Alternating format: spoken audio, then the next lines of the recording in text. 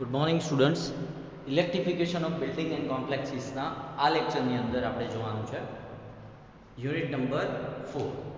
Lastly આપણે special requirements hotel, recreation buildings, assembly building, cinema hall આના વિશે જોયું. હવે આપણે નવું ચેપ્ટર, ફોર્થ ચેપ્ટર કે જેનું નામ છે distribution system for multi storeyed buildings એ જોવાનું છે. Chapter 4 Distribution System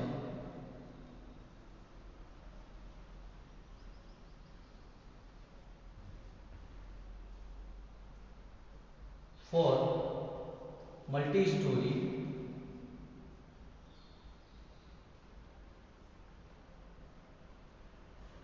buildings.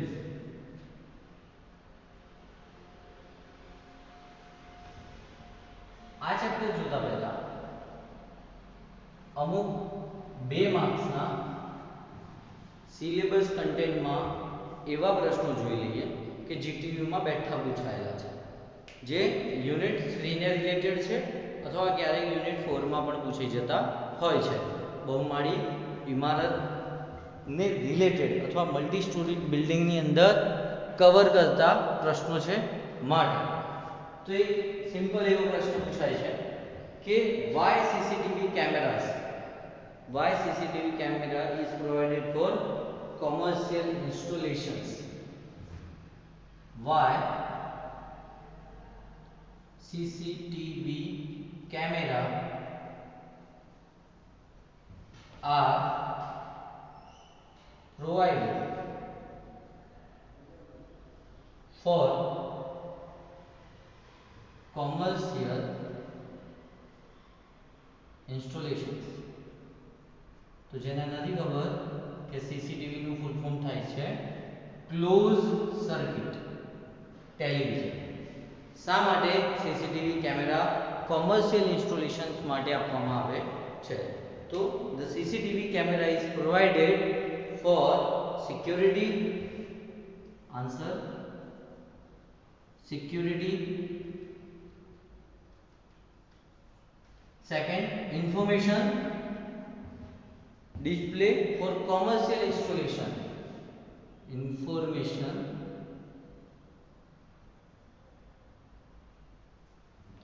display for commercial installations. और તમે કહેશો કે સર ઇન્ફોર્મેશન કયા પ્રકારની? તો તમે કોઈ મેટ્રો રેલવે સ્ટેશનની મુલાકાત લીધી હોય તો અથવા બીઆરટીએસ સ્ટેશન્સની મુલાકાત લીધી હોય તો તમને ખબર છે કે જે બસીસનું જે ડ્યુરેશન છે આવવાનું અને જવાનું અથવા પ્રેડિક્ટેડ ટાઈમ છે એ તમને સ્ક્રીનમાં કોન્સ્ટન્ટલી બતાવેલો છે. Because of GPS system, the distance of buses are clearly indicated on that screen. એટલે સીસીટીવી કેમેરા કોમર્શિયલ ઇન્સ્ટોલેશન્સ માટે પણ લગાવવામાં આવે છે. પછી એવું પૂછાય કે લો વોલ્ટેજ મીડિયમ અને હાઈ વોલ્ટેજ મીડિયમ વોલ્ટેજ કયા છે? Second, low voltage medium voltage કયા કયા પ્રકારના છે? તો લો માં તમે એવું કહી શકો કે the voltage does not exceed 250 volt. 250 volt કરતા વધે નહીં. not exceed 250 volt. that are come in low voltage range. Medium voltage is the voltage which normally lies between 250 volt and 650 volt. આ બેની વચ્ચે જે વોલ્ટેજીસ રહે અને મીડિયમ વોલ્ટેજ તરીકે ઓળખવામાં આવે. તો પછી હાઈ વોલ્ટેજીસ, તો હાઈ વોલ્ટેજ 650 વોલ્ટ. ત્રીજો પ્રશ્ન high voltage,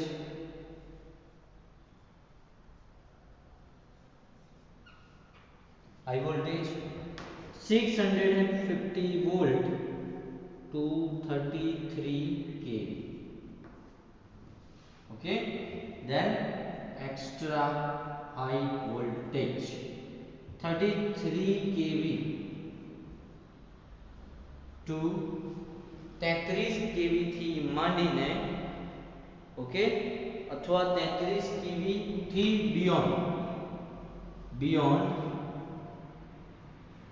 કારણ કે એ તો પછી કેટલાય પણ હોઈ શકે 33 kV beyond voltages are come in the range of extra high voltage. Okay, ત્યારબાદ જોઈએ what is the full form of EPBX. What is the full form of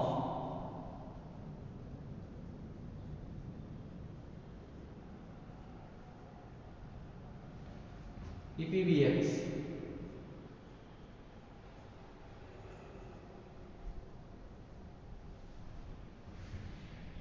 EPBX નું ફૂલ ફોર્મ શું છે? Electronic private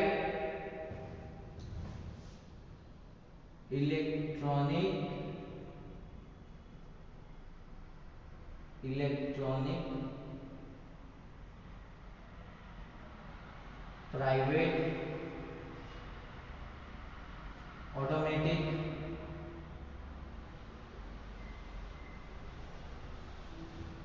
electronic private automatic branch exchanges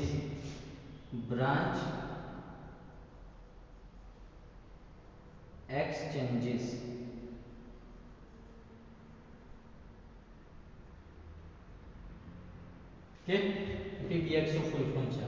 પછી MOEFA આનું પણ full form પૂછાય છે કે MOEFA MOF manually operated electrical fire alarm.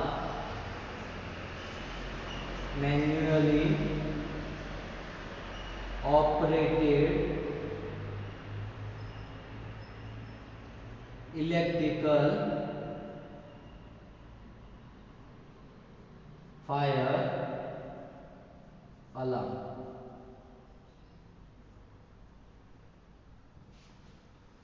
કે ઓલમોસ્ટ ચાર નાના પ્રશ્નો જોયા આપણે અને આ બધા જ પ્રશ્નોના જવાબ તમારે મને લખીને આ લેક્ચરના અંતે આપવાના છે એઝ અ પીડીએફ ફોર્મેટની અંદર અને આ ચારે ચાર ખૂબ જ ઇમ્પોર્ટન્ટ છે જેથી તમે આ લખીને મને સબમિટ કરાવજો અને તમને આવડવા પણ જોઈએ. ત્યારબાદ એક 3 માર્ક્સનો પ્રશ્ન જોઈએ કે જે 4th chapter distribution system for multi storey બિલ્ડિંગનો છે કે પોલ માઉન્ટેડ સબસ્ટેશનના કમ્પોનન્ટ્સ લખો. Pole mounted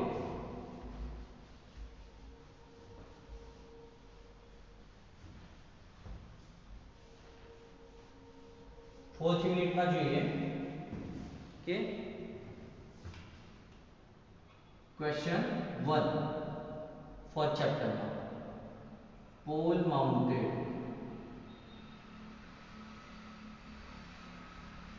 11 kV by 450 volt pole mounted substation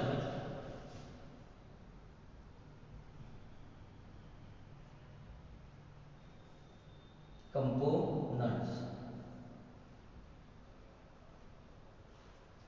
3 માર્ક્સનો પ્રશ્ન પૂછાય અને આ લખીને સબમિટ કરવાનો છે. તો નાના મોટા થઈને 18 જેટલા પાર્ટ્સ છે કે જે 11 kV 415 volt pole mounted substation ની અંદર યુઝ થાય છે. ઓકે, અહીંયા હું 1 બાય 1 લિસ્ટ કરું છું અને આ લિસ્ટ કરી દઉં એના પછી તમારે એક પીડીએફ ની અંદર આ લખીને મોકલવાના છે. સ્ટાર્ટ કરીએ. સૌથી પહેલા steel H pole steel H pole Second, transformer platform, transformer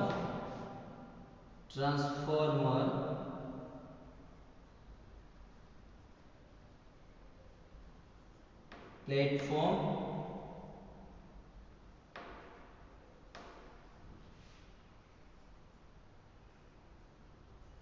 transformer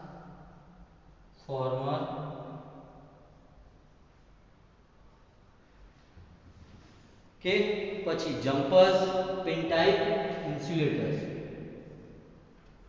jumpers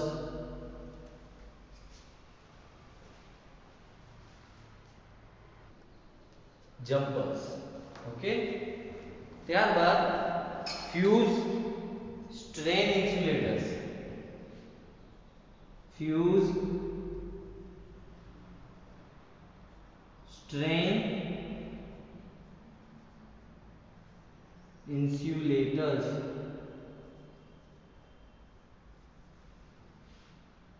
pin type insulators okay। danger plates, stay wire,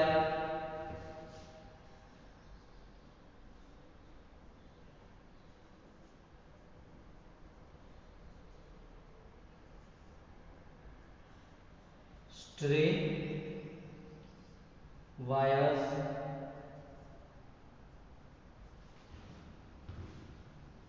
anchor hold, GI pipe, anchor hold GI એટલે કે galvanized iron pipe અર્થિંગ માટે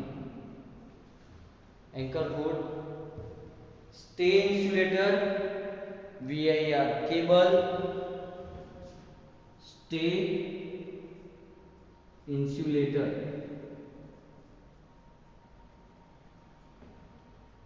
geo switch ground operated, geo પાછું GIO ના કરતા geo switch okay.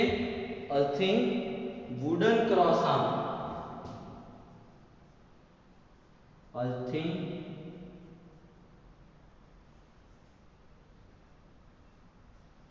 wooden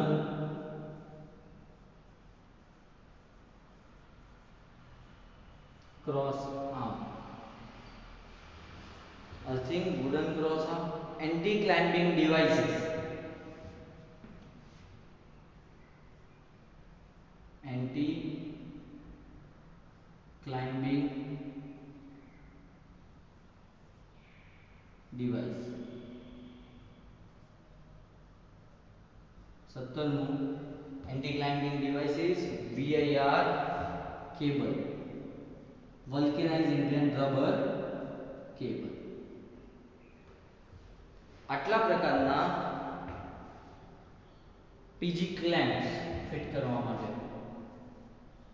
PG clamps આટલા પ્રકારના components all mounted 11 kV 450 volt substation સાથે જોડાયેલા components છે ઓકે। 18 છે, 18 માંથી કમસે કમ તમારે 15 થી 17 components તો મિનિમમ લખવા પડે તો તમે 3 માર્ક્સ મેળવી શકો આના માટે ઓકે।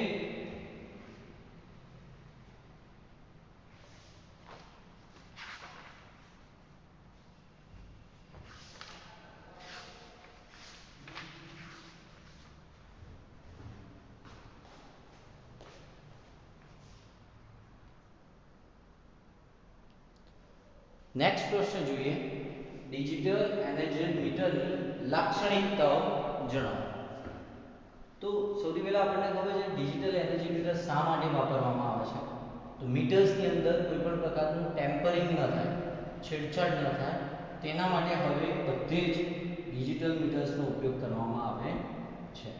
તો બે રીતે આ પ્રશ્ન પૂછાય છે, એક તો આની લાક્ષણિકતાઓ અથવા ડિજિટલ એનર્જી મીટર વાપરવાના ફાયદાઓ ઓકે। તો લાક્ષણિકતાઓ કઈ કઈ છે કે જ્યારે ઇનપુટ ફેઝ અને ન્યુટ્રલને ચેન્જ કરીએ ત્યારે રિવર્સ પાવર એલઈડી ઇન્ડિકેશન્સ બતાવતું હોવું જોઈએ. એક when input is reversed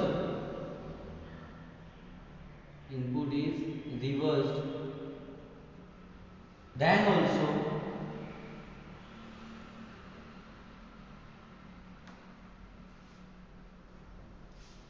reverse power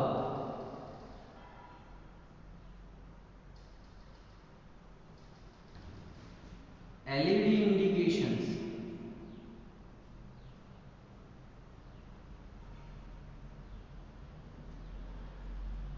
shown by meter.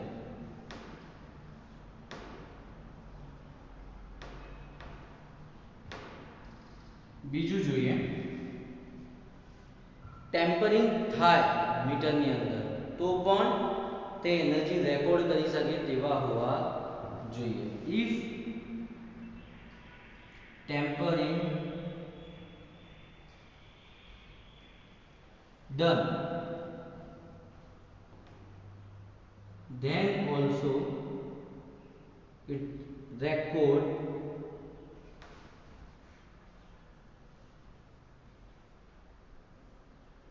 energy,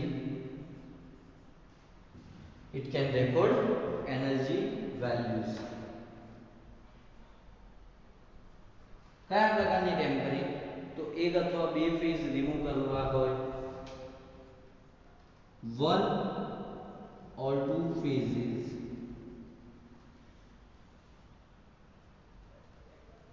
are removed.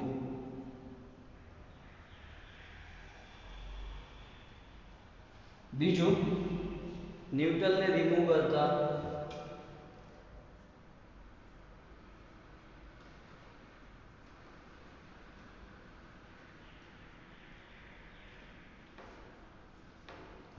Third reverse current conditions. पहली वाली रिवर्स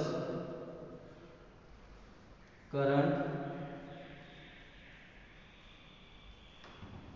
कंडीशन માં પણ એનર્જી મીટર રીડિંગ નોંધી શકે તેવું હોવું જોઈએ. સીડી કનેક્શન્સ રિવર્સ થાય ત્યારે એલસીડી ઇન્ડિકેશન બતાવવું જોઈએ. CT connections reverse if CT connections reverse then indications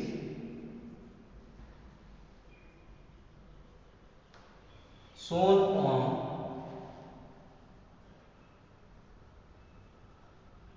LCD. Okay, liquid crystal display ઉપર એનું ઇન્ડિકેશન આપવું જોઈએ. મીટર છેલ્લા 100 ટેમ્પરિંગ ઇવેન્ટને તારીખ અને ટાઈમ સાથે રેકોર્ડ કરી શકે તેવા હોવા જોઈએ. Last 100 events 100 events of tampering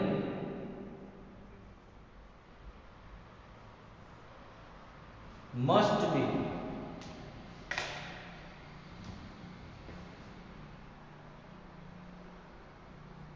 recorded with date and time. Remote loop induction डिवाइसના કારણે મીટરમાં ટેમ્પરિંગ ન થવું જોઈએ. રિમોટ લૂપ ઇન્ડક્શનના કારણે રિમોટ લૂપ ઇન્ડક્શન મીટરમાં meter not get tempered.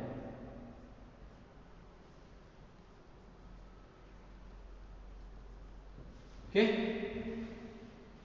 આટલી લાક્ષણિકતાઓ મીટરની અંદર હોવી જોઈએ, ત્યારે જ એને ડિજિટલ એનર્જી મીટરના બેનિફિટ્સ આપી શકે છે. આટલી લાક્ષણિકતાઓ તમારે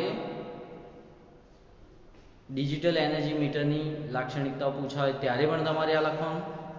સાથે તમને ક્યારેક એવો પણ પ્રશ્ન પૂછાય કે ડિજિટલ એનર્જી મીટર લગાવવાના ફાયદાઓ જણાવો.